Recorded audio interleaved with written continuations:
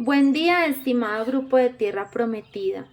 El día de hoy quiero hablarles de un tema que espero sea de edificación para todos los hombres y mujeres que están luchando por su conversión y restauración matrimonial y que pudiera tomarse como uno de los pilares de la restauración o como un acto de obediencia a Dios para el resto de tu vida. Es la manera más adecuada para desprenderte de muchas angustias, preocupaciones, desasosiegos y trae la paz y la tranquilidad a tu vida.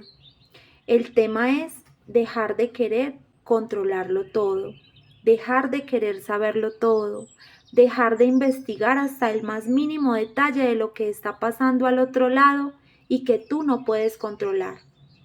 El control solo te lleva a alejarte más y más de los tuyos. Es la manera más inadecuada de tratar de retener a una persona. Con este actuar solo te muestras soberbio, inmaduro y sin dignidad. Quiero primero que todo definir estas tres palabras basados en lo que nos dice la Escritura. En la Biblia, la soberbia se define como un pecado grave que surge del orgullo y la vanidad, llevando a la persona a creerse superior a los demás y a despreciar la autoridad de Dios. Se considera la raíz de otros pecados, ya que conduce a la autosuficiencia, la falta de humildad y la desobediencia. La inmadurez espiritual puede llevar a actitudes y acciones que reflejan más el mundo que el reino de Dios, como los celos, las contiendas, la persecución y la falta de amor. Dignidad en la Biblia no es un concepto vacío, sino una realidad que se fundamenta en la creación divina. Implica un valor intrínseco, llama a la santidad y exige respeto y cuidado por cada persona. Ahora sí, vamos a la palabra de Dios, donde el Señor es contundente y nos dice varias cosas en el libro del Eclesiástico 3, en los versículos del 17 al 29. Hijo mío, sé humilde en todo lo que hagas, y te estimarán más que al que tiene, que al que te hace muchos regalos. Cuanto más grande seas, más deberás humillarte, así agradarás a Dios. Porque grande es la misericordia de Dios, y Él revela a los humildes sus secretos. No busques lo que es demasiado elevado para ti, ni quieras saber lo que es demasiado difícil. Procura entender lo que Dios te ha mandado y no te preocupes de lo que está en secreto. Palabra de Dios. Aquí lo vemos, hermanos, está expresado de una forma muy clara. No debemos buscar lo que está en secreto. Pero esta es una de las primeras reacciones que tienen las parejas cuando inician y durante una crisis matrimonial. Entonces, aparte de la discusión constante, la crítica constante, la queja constante al esposo o a la esposa, está la desconfianza, la cual nos lleva al control, el querer saber todo lo que el otro hace mientras no estás con él o con ella. Controlar y buscar cualquier manera para develar una verdad que a veces ni siquiera existe, o que si existe no nos corresponde a nosotros develarlo. Y no importa la manera como lo hagamos, esa verdad la tenemos que encontrar como sea, posiblemente con mentiras, engaños, utilizando a otras personas. Estas son cosas que no agradan a Dios. Procura entender lo que Dios te ha mandado, con lo que tienes, con eso. Ve, corre a los pies del Señor y entrégalo, y poco a poco con la oración Dios te entregará las respuestas. En muchos de los temas se nos ha hablado que debemos soltar el control a Dios y no buscar más en nuestras fuerzas. Si nosotros no soltamos el control a Dios, vamos a seguir dando vueltas en el desierto y cometiendo equivocaciones que solo nos llevan a una mayor desilusión. Y sí, hermanos, está aquí, en la palabra Dios, hablándonos y diciéndonos lo que no tenemos que hacer en estos momentos. Pero ¿por qué creen ustedes, hermanos y hermanas? ¿Por qué nosotros nos ponemos en esa posición de estar buscando lo que no deberíamos? Eso también nos lo dice la palabra en el mismo capítulo, por nuestra falta de humildad, o mejor dicho, por nuestra soberbia, que nos lleva a creer que tenemos derecho o que somos dueños prácticamente de la vida de nuestro esposo.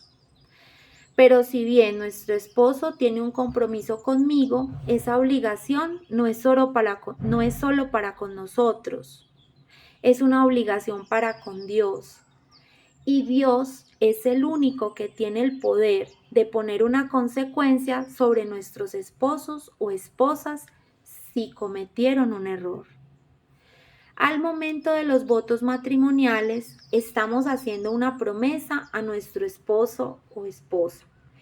Es por eso que nos indignamos, nos sentimos traicionados y vamos a buscar hasta las últimas consecuencias para enterarnos de todo lo que está pasando. Pero no es así. Nos olvidamos que la promesa también se la hicimos a Dios, ambos. Y que si estamos con Dios, absolutamente nada nos va a pasar. Aquí es por fe. Tranquilos de que estaremos protegidos. Y es Dios nuestro abogado, nuestro aliado que nunca falla. Aunque nosotros le hayamos fallado y cuando la situación se nos sale de las manos, Dios siempre está ahí. Sin embargo, si no tenemos a Dios en nuestro corazón, actuamos bajo nuestros propios impulsos. Los enojos constantes, los mensajes interminables que solo molestan al cónyuge, persecuciones, el reloj que no dejas de mirar cuando esperas su llegada para hacerle un reclamo, y esa presión en el pecho que no te deja ni un segundo, que el mundo llama ansiedad. Ahí, el cónyuge empieza a pensar que la mujer o el hombre que eligieron ya no es el mismo. Ahora es cuando la ceguera no solo los tiene a ellos, sino que ya te invadió también a ti y llega la depresión. El deseo de querer saberlo todo es lo que te quita la paz, pero esa no es tu vivencia, es la del otro. Esa vivencia solo traerá más daño a tu corazón. Ahí es donde Dios te dice, no busques lo que está en secreto, porque Él nos entrega lo que nosotros podemos resistir. Y eso lo dice el siguiente versículo. No te inquietes por lo que te sobrepasa, pues lo que has visto ya es demasiado para ti.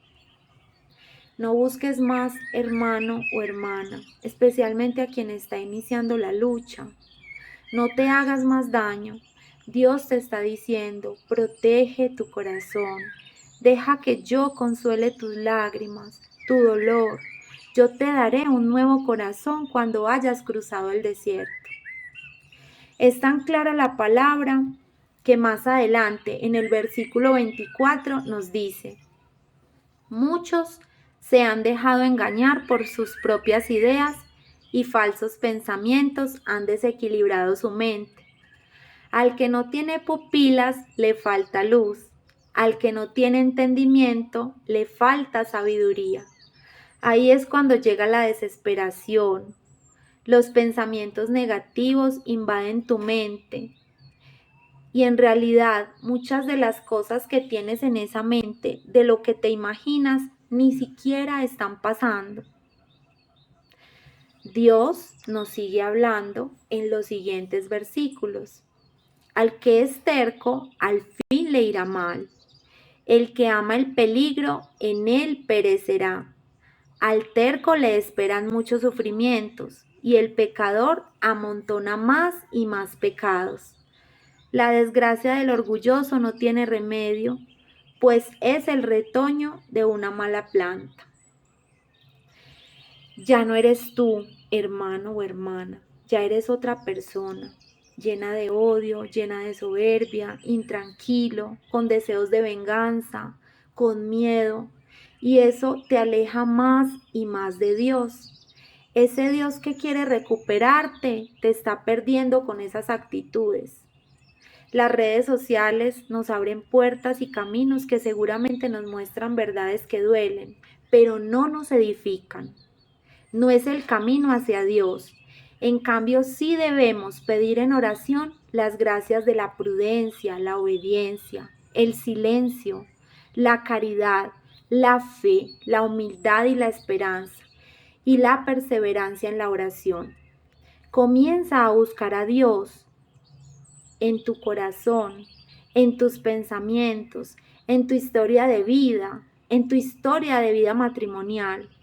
Ahí tendrás respuestas de por qué estás en esta situación, en qué fallaste y cuáles son tus heridas para comenzar a sanar. Pide las gracias del perdón. Ya tú has sido elegida. Y la gracia de la humildad. Es el momento de comenzar a orar por el esposo o por la esposa, para buscar también las heridas de su pasado que pudieron generar esas actitudes y que tú como esposo o esposa estás llamado desde el cielo a hacer parte de esa sanación como intercesor. Yo quisiera, hermano o hermana, que hicieras de esta palabra uno de los inicios de tu proceso. Deja todo atrás, protege tu corazón, no busques ni permitas que nadie te cuente, eso no te lleva a nada. Dios te mostrará en el momento que Él lo considere. Eso sí, no pares de orar, a tiempo y a destiempo. El Evangelio de Mateo nos dice: no tengan pues miedo de la gente, porque no hay nada secreto que no llegue a descubrirse, ni nada escondido que no llegue a saberse. Capítulo 10, versículo 26. Pero que eso que está diciendo el Evangelio de Mateo sea solamente por voluntad de Dios, no por tu voluntad, porque cuando lo haces por tu voluntad, lo estás haciendo es por tu falta de humildad. Y retomando el tema inicial, Dios nos cierra la palabra diciéndonos: el sabio entiende los proverbios de los sabios, el que escucha atentamente se alegra en la sabiduría. Es tan lindo sentir que parte de este proceso ha sido el cambio de la soberbia a la humildad, de la tristeza a la paz, del sentirse abandonado al perdón. Porque ¿cómo puedo ser digno de rezar el Padre Nuestro si no puedo desde mi corazón entregar ese perdón? El perdón no se da espontáneamente. De boca lo puedes decir, pero no es real. El perdón de corazón no lo vas a dar si no lo trabajas perseverando día a día en la oración, porque el perdón es una gracia de Dios. En estos días escuché a un sacerdote que decía en la homilía algo que quedó resonando en mi cabeza. Y dice: nuestros niveles de bondad están dados en la medida en que nos acercamos más a Dios. Así que escucha a Dios, suelta el control y sé humilde en todo lo que hagas. Espero que este tema y la palabra de Dios se quede en su corazón.